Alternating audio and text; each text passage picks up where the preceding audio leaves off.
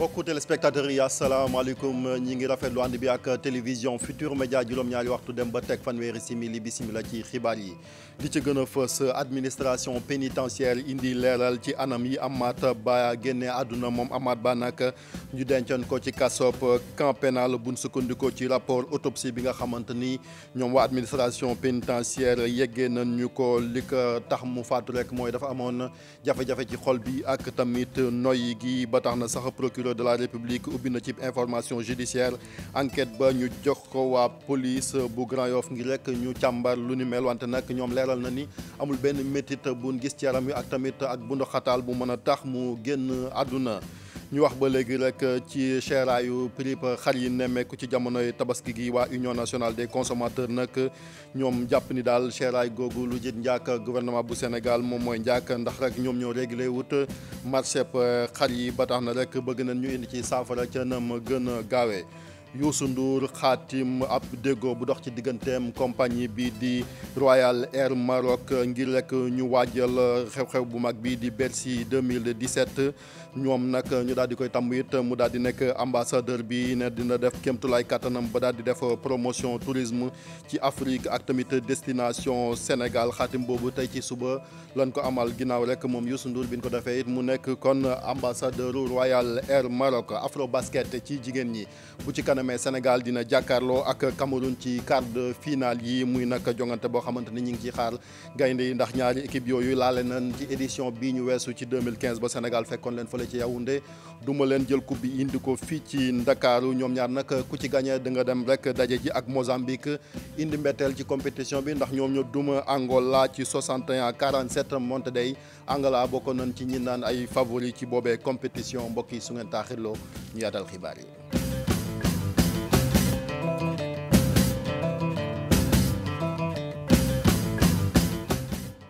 mbokki dal leen jàmm ci xibaar yi ñu tàmbale ko ak communiqué bu service communication bu administration pénitentiaire indi ay leeral ci anam yi Amath Ba ñàkkee bakkanam moom Amath Ba nag nekkoon ab détenu buñ sukkandiku ba léegi ci communiqué bi fukki fan ak ñaar ci weeru juillet ci atum 2017 bi ci lañ ko condamné woon ci chambre criminelle bu tribunal de grande instance bu Thiès moom nag ñi ngi ko daanoon fukki at ak ñaari kaso yoo xamante ni travaux forcés la maanaam liggéey boo xamante ni sañul ay bañ ginnaaw loolu nag transféré nañ ko ñaar fukki fan ak juróom ci weeru juillet ci atum 2017 bi ba léegi ci camp pénal comme rek ni ko législation bi nekk en vigueur daal di décidé moom nag démb ñaar fukki fan ak ñeent bi 8h tegalee fanweeri bi 8h tegalee ñaar fukki simili ci la ñàkk bakkanam ginnaaw rek bi mu amee jafe-jafe ci wàllu noy gi loolu nag lan daal di rek yóbbu ko ci hôpital Aristide Le Dantec docteur bi di Abdou Majib moom moo def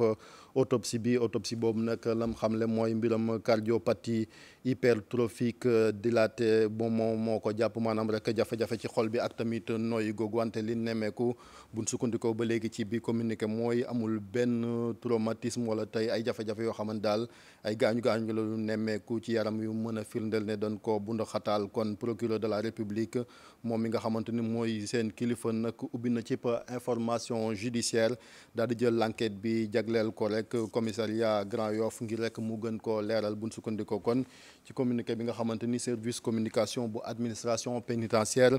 yeggee nan ñu ko kii moom am na ay jafe-jafe yi dinañ ci dellusiwaat ñu ko wax Kémi Saba nekkoon ab activiste ayubis bee nag dafay lakkoon benn bi yëpp junni ba tax na tey ci suba ñu yóbboon ko ca division des investigations criminelles ginnaaw rek bi nga xamante ne waa BCEAO ñoom ñoo porté plainte contre kon ko nga xamante ne moom mooy Kémi Seba. ñu wax ci jafe-jafe yi nga xamante ni ñi ay journaliste la nekkoon ca D-Média am ko ñoom nag nee nañ weeru juillet bi seen kilifa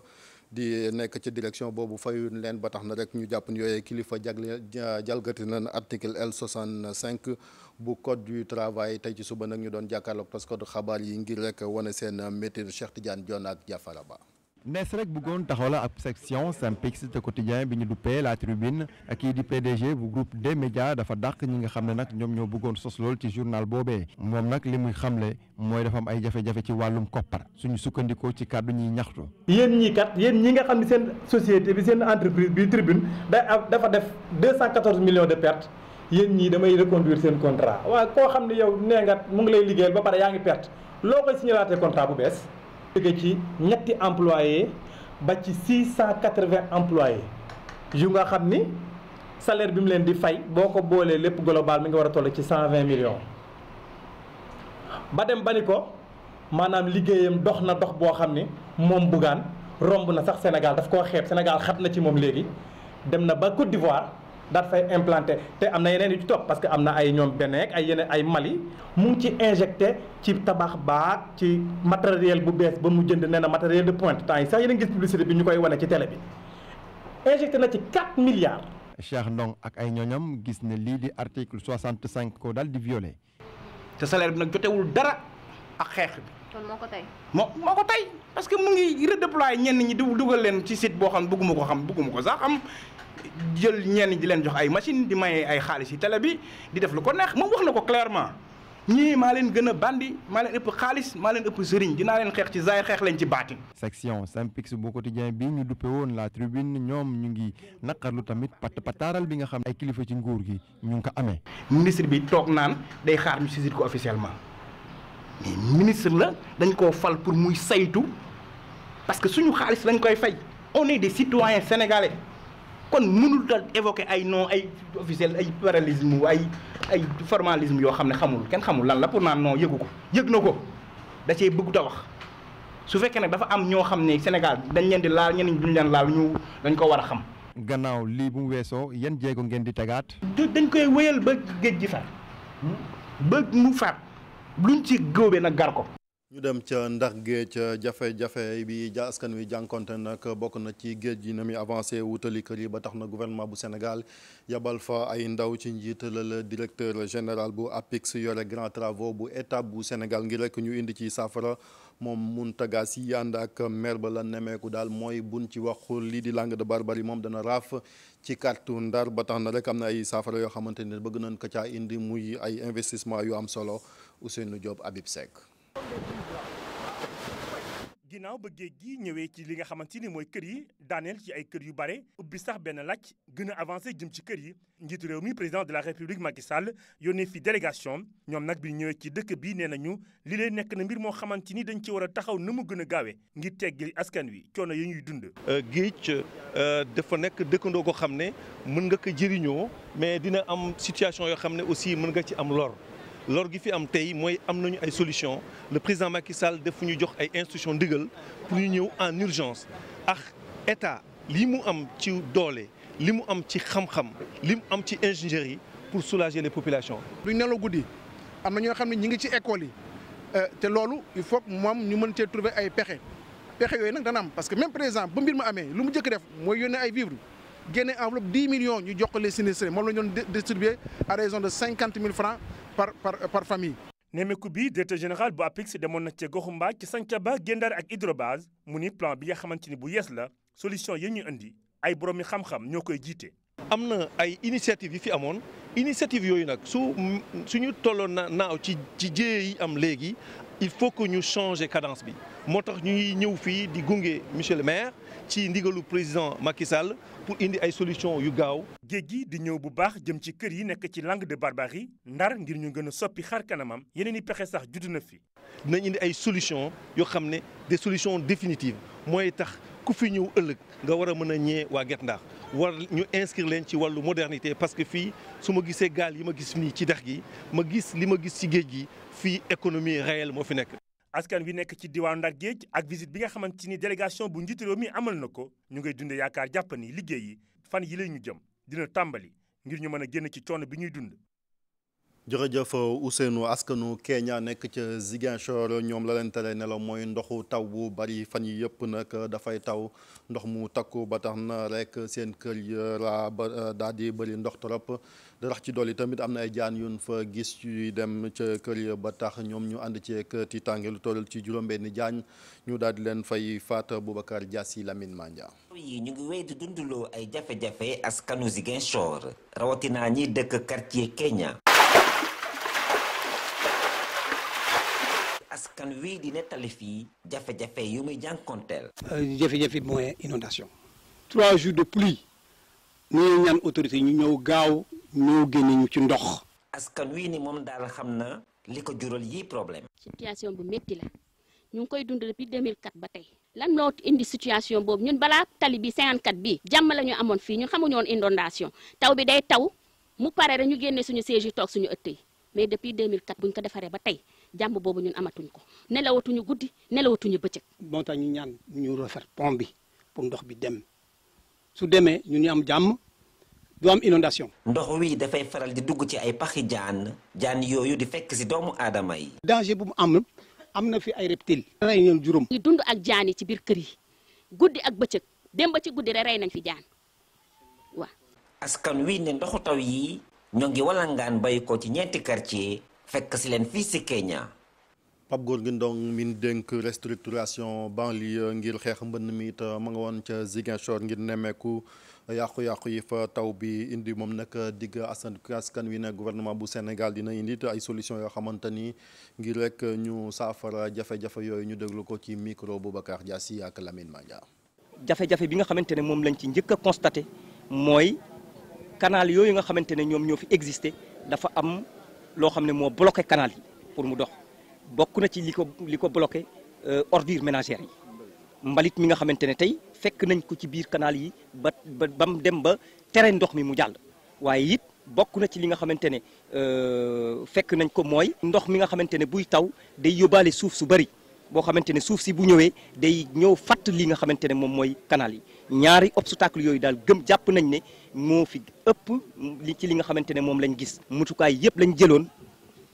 ci entreprise bi nga xamante ne bu ñu ñëwee fii moom la ñuy engagé pour liggéey bi nga xamante ne moom la ñu techniciens yi di wax ne kat moom lañ ñuy proposé pour des mesures transitoires ñu mun koo engagé na mu gën a gaawee la nga xamante ne nag moom lañ jàpp ne tey moom la ñuy engagé te balaa ñuy jóge ci visite bii nii ñu nekk léegi liggéey bi tàmbale mooy curage bi nga xamante ne war nañ ko def ci yooyu canal yi nag buñ ko curé ba pare jàpp naa ne dina am partie bu mag boo xamante ne dinañ ko ci régler beneen mesure bi nga xamante ne moom lañ ciy indi aussi mooy léeg-léeg sax canal bi mun nañ ko curé bu ñu ko curé ba pare ndox mi dina dem waaye day parfois ndox taw bi bu baree mën naa am trop plein boo xamante ne day tax ba ndox mi dootul mën a jàll rek continuer ci biir canal bi kon bu boobaa war na am beneen mesure boo xamante ne dañ koy proposer muy tranchées yi nga xamante ne dañ ko war a xotti ba permettre ndox mi mu am beneen yoon boo xamante ne aussi war na faa mën a jaar pour jaar ci yoon normalam ñaari solution yooyu bokk na ci li nga xamante ne mooy solution yi jàppandi pour soulager population bi ci jafe-jafe yi nga xamante ne noté nañ ko fii nga xamante ne mooy Ziguinchor ñaari solution yooyu bu ñu ko tàmbalee tey yaakaar naa ne fii ak ñetti fan dina nekk loo xamante ne dina indi solution ci jafe-jafe bi nga xamante ne am na ci. ndoxu taw yooyu tamit ak jant bi ci jamonoy nawet ji fekk it ñuy waajal tabaski gi xar yi ñu teg leen ci mbedd mi di leen jaay mën naa jural loraange xar yi buñ sukkandikoo ci docteur Dame Sow moom tamit nekk na vétérinaire nekk it directeur bi dénk wàllu élevage fii ci Sénégal. ba tax na rek mi ngi sàkku ci teefanke yeeg ñi nga xamante ñoom ñoo yor xar yooyu di leen jaay ñu gën leen a aar ci tàngooru jant bi ak tamit ndox mu bari moom ngir rek lépp luy feebar ñu mën ko fee jëlee mu bañ a laal yooyee xar rax ci doole it nee na gouvernement bu Sénégal jël na ay matukaay ngir xar yi jóge bitim réew bu ñëwee ñu daal di noppal ñaari fan balaa ñu leen di rek dugal ci marché bi sàkku na it ci ñi nga xamante ni ñoom ñooy borom xar yi ñu daal di gën a wekk xar yooyu jox leen gëdd di leen traité comme ni ni traité doomu adama yi ñu ànd ci ak Habib Faye image yi Ibrahima Kane moom moo def rek commentaire bi image yi Modou Diop. ci Médina Pikine wala feneen image bi lu ñu koy gis bëri na ay xar yu ñu bàyyi ci suufu naaj bi wala sax ci taw bi mu di nag loo xamante ne nii mën na indi ay gàllankoor ci wérgu yaramu mala bi bu ñu sukkandikoo ci ñi seen xel màcc jëm ci wàll wi. coggal yi mais soo jëlee xar yi nga xam ne nag ñoo judd ci biir taax yi yooyu xar ñoom mën nañu am sensibilité ci naaj wi mën nañu am sensibilité aussi ci intempérie mel ni taw bi. yenn daral yi nekk ci wetu mbalit mi wala sax ndox yu salte yi naka noonu poussière bi itam vétérinaire bi jàpp ne lu ni mel mën na indi ay doomu jàngoro ci nit ñi wala sax ci mala yi. feebar yi nga xam ne dafa am ci jur di dem ci nit vice versa dama joxoon sànq exemple tuberculose nga xam ni moom ak rage ñoo si gën a célèbre soo jëlee brucellose par exemple zoonose la boo xam ni ci affaire reproduction lay jaar. am na yeneen feebar comme fièvre de la vallée du Rift. docteur Dame Sow jàpp ne mala yi dañ leen war a teg ci anam yu mucc ayib. fexe léegi ba jur lépp lu bàyyi ma buy dund mu nekk aussi ci li tubaab di wax bien-être mu nekk ci condition yu baax nekk ci aafiyaam. jur kenn waru ko toroxal kenn waru ko dóor kenn waru ko gaañ da nga ko war a jox mu lekk ba suur waroo ko xiifal di ko toroxal. xoddeeku ca bala ngaa lakkale la ñuy faral di wax mala yi ñu war leen a nag jox cër bu am solo bu ñu sukkandikoo ci vétérinaire bi ci Sénégal nag ngir gën a taxawu jur gi ci seen wàllu wér-gu-yaram nguur gi sax dafa daal di jël ndogal ne bépp gétt gu ñuy transporter ci dëkk ak dëkk bu ñu yegsee nañ leen bàyyi ñu noppalu ñaari fan. jërëjëf Ibou Kane xar yooyu nag seen seeraay tax na rek waa Union nationale des consommateurs di kuréel gu ëmb ay way jëfandikoo ci Sénégal daal di ñaaw lu prix yi nga xamante ni daal di yéeg noonu trop bëgg na nag kilifa yi indi ci saafara yooyu kilifa ñoom joxoon nañ leen baaraamu tuuma ne rek ñoom ñoo réglé wut marché xar yi tey ci suba nag ñoom it am na ay yëngu-yëngu yuñ ci amaloon ñu ànd ceeg Cheikh Assane Fall image Younous Diatta. ñu nekk ci wàccaayu tabaski xar yi nekk loo xam ne fees nañ dell ci mbeddum Dakar yi waaye yile mala seeni njëkk nekk loo xam ne cher na trop ci gis-gisu waa population bi waaye kii di secrétaire général bu Union nationale des consommateurs du Sénégal gis ne lu xel mën a nangu la. xar yu bari ñëwaguñu parce que seeni borom dañuy ragal ñu war leen dundal fii ak semaine wala sax juróomi fan des fois dundal maanaam gétt gi day metti ci ñoom ndax boo am na ñoo xam ne bu ñu xasee ba jënd dañu naan dencal ma ko ba veyu tabaski bi ma ñëw jël si ko ndax aw ma place te bu boobaa danga ko war a dundal. Jean-Pierre Dieng jàpp ne ak nu mu mënti demee waa administration bi dañoo bàyyi seen loxo ci bile sujet. chaque année c'est la même chose loolu dafa jaaduwul te loolu responsabilité administration la ndax buñ lay fay weer di dee ci suñu ñaq dañ laa war a teg loo xam ni dafa metti doo xaar ba nga ni bésu tabaski mooy ñëw ngay génne projet am nga at pour def projet yooyu mais ñaata yoon la ñu fi wax autosuffisance alimentaire ci wàllu ndawal yàgg na mais ba tey ñu ngi importé. kii di secrétaire général bu UNCS gis ni dañoo war a génnewaat lii di loi boobu doon xeex lépp loo xam ne dafa jëm ci yàq ci période fête. jamonoy Senghor dafa am loi boo xam ne ba tey dindiwuñ ko dafa am façon boo xam ni nit ñi bu ñu amee comportement boobu maanaam ngistal di wonewu ci loo xam ni jaru ko ci ngénte xew yoon dafa lay daan. mais loolu dañ ko war a appliquer. ay fan yu néew moo des laata feetu tabaski bi xar yi fees dell ci mbedd mi xar yi fees dell ci mbeddum Ndakaaru yi waaye waajur yu bëri ñoo ngi toog di xaar ba léegi ay mala yoo xam ne seen doole poche dina ko attan. bu xar seeree la cay ànd mu jëm ci pomme de terre ak soble moom bari na trop ci marché bi ba tax na sax seen i njëkk wàññeeku suñu reporter soxna Fatou Bintou Konté ak Jafara Ba amal nemmeeku bi.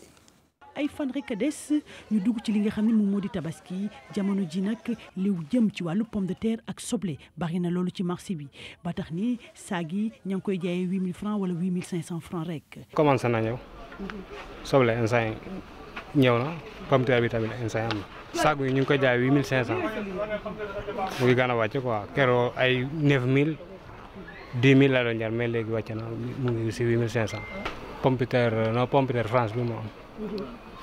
saag mu ngi jar 9500. soble moo gën a yem pomme de terre bi. soble gu bari lool ci marché bi commerçant yi jàpp ne fii léegi ay fan di nga xam ne moom moo di njëgub soble bi jàpp nañu ne dina wàññeeku bu baax a baax. xëy na ñu dolli ko quoi bu baree rek donc après am na day gën a wàññeeku. waaw soble France bi lu mu dugg si dëkk bi daal dama mel ni daal su suma gis-gis daal dina wàññeeku lu bari parce que soble dafa bari balaa ñuy julli waa dina wàññeeku. moom pomme de terre bi daal la ñu xool ni fi mu toll ba léegi amul benn wàññeeku ci saag bi de ba tax ni ñu ngi jaayee kilo bi 600 ba 700 francs. pomme de terre bi moom yaakaaruma ci dara pomme de terre bi moom day gën a yokk rek di dem. pomme de terre moo yokk heure bi jamono ñu toll waa pomme de terre bi moo yéeg saako pomme de terre heure bi mu ngi jar ñaari junni. léegi lépp dafa seer pomme de terre bi lañ war a wàññi soble bi moom baax na noonu mais bu ganee wàññee ko tamit comme ça tabaski bi gën a neex. dugg ci oignon emporté bi ci marché bi li nga xam ne moom moo di wàññeeku ci njëg yi danañ ko nemmeeku fii léegi ay fan ndax li ci jëm ci wàllub soble askan wi danañ ko soxla lool ci feetum tabaski bi léegi. wàllu politique ñu wax jafe-jafe yi nemeeku ci Manko Taxawu Sénégal ginnaaw rek waa JDS di jeunesse pour la démocratie et le socialisme ñoom nag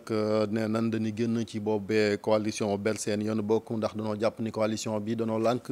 defuñ benn évaluation maanaam taxaw seetlu ci seen résultat yi am ci élection législative yu fanweeri fan ci weeru juillet loolu nag tax na rek ñu jàpp ni kon crise moom moo ci am kii di Mamadou Thior it gisee ni bu fekkee ni sax am na beneen gis-gis buum ci am kon mu mel ni coalition boobu ginnaaw rek Malick Gakou moom it bi mu ne atum 2019 day ber yoonu boppam ñu am taxaw seetlu buñ ci def Alassane Ba Younous Diatta. ndax mën nañu wax ne Manko Taxawu Sénégal ci tasaaroo la jëm jeunesse pour la démocratie et le socialisme daanaka won na gannaaw kii di Khalifa Sall bu ñu sukkandikoo nag ci ki yor seen kaddu daanaka seen structure bi gannaaw communication bi mu rate ca campagne législative yi ñu génn. daanaka dafa bañ a xayma li mu am. Manko Taxawu Sénégal sénégalais bu nekk waroon na xaar xëy na que ni fii lay mujj coalition bu mag bu doy ni Manko Taxawu Sénégal dem ci élection législative am défaite bu toll nii mais jaadu na nag ñu retourner waxtaan ak militants yi bu Manko perte li ko waral bokk na ci investiture yi niñ ko amalee. analyste politique bi moom daanaka ndànk la ci demee ndax jàpp na ne mën nañu wax ne tasaaroo am na wante itam mën nañ ko bañ a wax. Manko Taxawu Sénégal tasaaroo mën nañ ko wax mënuñ ko wax li tax mënuñ koo wax mooy que ne xam nga si wote fal njiitu réew lañ jëm te ñoom sax ñi bokk ci Manko Taxawu Sénégal wax nañ ko am na ci ñoo ne li leen gënal mooy que ne ñi nga xam ne am nañ ci ndombol tànk ñu mel ni Idrissa Seck ñu mel ni Malick ku nekk mbër si wote bi li nga xam ne nag mooy kenn mën nañu wax ne tasaaroo am na xam nga mbootaay moom ku ci génn rek bu ko xeeb parce que benn boo xam ne wàññeeku na ci. JDS daal di moom boppam ci wàllu politique ci jamono ji lan moo di seen avenir nag ci biir parti socialiste bi xaajaloo ba noppi. JDS dellu ak Ousmane Tanor Dieng ci Benno Bokk Yaakaar xel xalaatu ko. mën nañu nekk ci biir parti bi en tant que mouvement d'initiative et d'action bañ a d'accord ak Khalifa bañ a d'accord ak Ousmane Tanor Dieng continuer di assumer suñu ay position politique comme ni ñu ko mus a defee. beneen piste bi également mooy ñu ouvrir yeneen perspective politique. xanaa administration peut-être li ngeen di poser dëgg la mais mu fexe ba yeeyaat leen bañ dellu si waat. ci lu yàggul dara 2019 palum jiitu réew. Manko Taxawu Sénégal ndax dana am doxalin bu yees ngir gën a dëgëral taxawaayam maire bu Ndakaaru nag mi nga xam ne ci jamono ji dafa am jafe-jafe ci wàllu yoon daanaka liggéey bu rëy mi ngi koy xaar. Youssou Ndour xaatim déggoo digganteem ak compagnie bi di Royal Air Maroc moom kilifa gi nag it waykat di waajal bu baax Bercy 2017 ba tax na sax compagnie bi daal di koy tabb mu nekk seen ambassadeur ci protocole bi nag ñoom waa Royal Air Maroc ñoom ñooy yóbbu rek artistes yi nga xamante ni ñoom ñoo war a bokk ci spectacle bu mag boobu ca Tugal ginnaaw loolu it moom ministre bi dina def kéemtulaay kàttanam ba bay waaram it ci promotion tourisme ci Sénégal ak ci Afrique tey ci suba lan amal xaatim gi ca Paris ñu déglu ko ci micro Khalifa Kallo. dañu xaatim li nga xamante ni moom mooy sama diggante ak Royal Air Maroc pour mën a doon seen ambassadeur bi nag pour doon ko dama leen di waxal waaye tamit damay jëlee ci yéen di leen wax pour que Royal Air Maroc liggéey bi nga xam ne ñu ngi koy def di yóbbu nit ñi fépp ci Afrique ñu leen jaarale ci Royal Air Maroc gën a am solo beneen bi moom mooy fas yéene nañu ren ànd ak ñun ci Bercy bi nga xamante ni muy grand bal bi nga xam ne dafay am le 18 novembre ñoom ñooy transporteur officiel ak yeneen yoo xamante ni que nangu nañu ko pour àndandoo ci pour liggéey ci lu mel ni dem ci yenn université ci Afrique daje ndaw yi waxtaan ak ñoom ci wàllu Afrique ci koom-koomu Afrique ak développement Afrique ak yeneen yu bari yoo xam ne que am na ci donc tey loolu lañ doon ñëw fi tagee ci Paris pour def ko pour xaatim ko waaye ñuy fàttali ne Royal Air Maroc liggéeyam bi nga xam ne moom lay def ak li nga xam ne dañ ko xaatim dafa concerner Afrique yëpp et puis rek Sénégal rek la concerner waaye nag boo xoolee ba ca biir a biir ah ñun li nga xam ne que soxal nañu aussi mooy destination Sénégal bëgg nañu bu gën a yokku. tàggat yaram basket ay simili yu néew moom moo dox suñ diggante ak jongante bi nar a dox ci diggante Sénégal ak waa Cameroun di quart de finale ma ngay amee nag ca Bamako ci afro basket bi Pape Fara ñi ngi ginnaaw bi ma la nuyoo nga nekk sunu envoyé spécial foofu ca capitalu Mali ndax rek mën nga ñoo wax fan lañ toll jamono ji ci waajtaayu boobu match. mu mel ni kon Pape Fara génn na ci buum gi may fàttali ni rek diggante Sénégal boobu ak Cameroun ku ci gagné ci boobee quart de finale di nga fekki waa Mozambique ñoom sànq du mënan Angola score bi nag ñoom waa Mozambique am juróom-benn fukk ak benn Angola am ñeent fukk ak juróom-ñaar ci ay poñ muy surprise bu mag nag ndax Angola ñu ngi leen doon xaar rek ci carré d'as bi wala sax ñu dem ca final ba ndax ñoom jamono yëpp xaw nañoo xarañ lool ci basket rawatina ci jigéen ñi comme ni mu amee ci góor ñi. bu dee nag wàllu football xam naa Pape Fara dinañ ci dellusiwaat ci xibaaru nasaraan yi ak soxna Léa Soukeyna Ndiaye ngir mu ñëw rek ci boobu jongante may fàttali ni kon 20h45 lay am ca Bamako. bu dee nag wàllu football tiis wi dal ci footballu Sénégal Bouba Diakhao nekkoon moom it football kat bu mag ancien international génn àdduna ca Thiès moom nag ñuy fàttali ni rek ca Jeux francophonie yi amoon ca 1963 moom daanaka moom moo jëloon bokk na ci jël médaille ba ak tamit rek taxawaay bu am solo bu Bouba Diakhao taxawaayoon ca boobee jongante ay naataangoom daal dinañ koy delloo ndukkal ngeen gis ko ni kon. moom mu nekkoon Bouba Diakhao nekkoon it footballkat bu mag bind tamit ay page yu am solo ci histoire u Sénégal dinañ ci dellusiwaat ci xibaaru nasaraan yi ak Cheikh Anta Diop suñ correspondant ci Thiès ñuy ñaan yàlla xare ko aljana woyofal suuf ci koom. fi na neem ak yéen mbokk yi ci xibaar yi ñu ngi leen di sant di leen gërëm ci ànd bi ak télévision Futurs Médias ci kanam 20h soxna Léa Soukeyna Ndiaye dina fi teew yaatal ko ci kàllaamay nasaraan jërë ngeen jëf.